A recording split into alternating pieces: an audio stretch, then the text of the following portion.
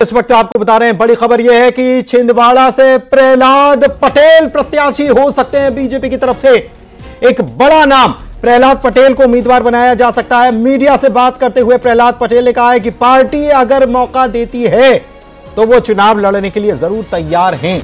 यह बेहद बड़ी खबर आपको महासंग्राम 2024 से जुड़ी हुई बता रहे हैं। इस वक्त की बड़ी खबर, प्रहलाद पटेल छिंदवाड़ा से प्रत्याशी बनाए जा सकते हैं, लड़ सकते हैं चुनाव।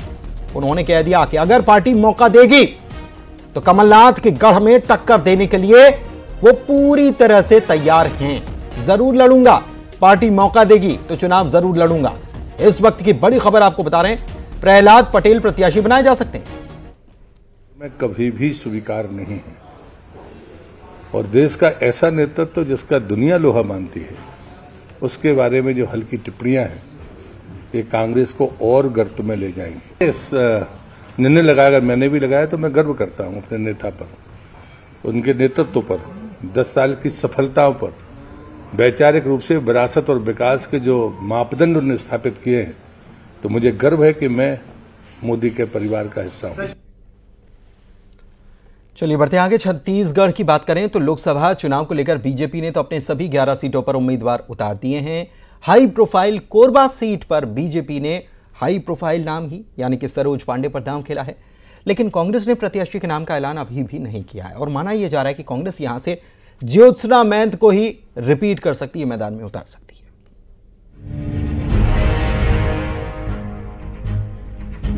छत्तीसगढ़ में लोकसभा चुनाव की तैयारियों में जुटी बीजेपी ने सभी 11 सीटों पर प्रत्याशियों की घोषणा कर मानो सियासी जंग का ऐलान कर दिया। कोरबा में बीजेपी ने सरोज पांडे पर भरोसा जताया है। कद्दावर नेता का हाल ही में राज्यसभा में कार्यकाल खत्म हुआ था। उधर माना यह जा रहा है कि कांग्रेस यहां से ज्योत्सना महंत को मैदान में उतार सकती है।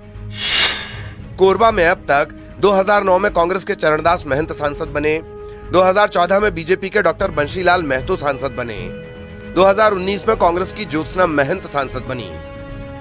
ज्योत्सना महंत चरणदास महंत की पत्नी है और उनकी दावेदारी दमदार मानी जा रही है। ऐसे में अगर कांग्रेस उनको टिकट देती है तो 2 महिला उम्मीदवारों के बीच कड़ी टक्कर देखने को मिल सकती है। सरोज पांडे और ज्योत्सना महंत दोनों ही इस सीट से जीत का दावा कर रही हैं।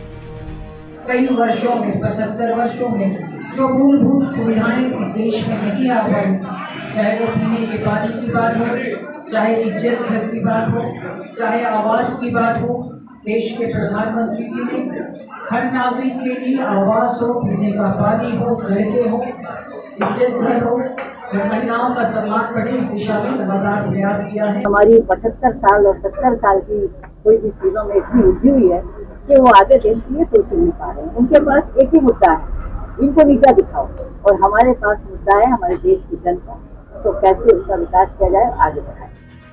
ज्योत्सना महंत फिलहाल कोरबा से सांसद है, उनका प्रभाव भी है। सरोज पांडे को कांग्रेस बाहरी प्रत्याशी भी बता रही है। ऐसे में उनके लिए ये सीट आसान नहीं होगी।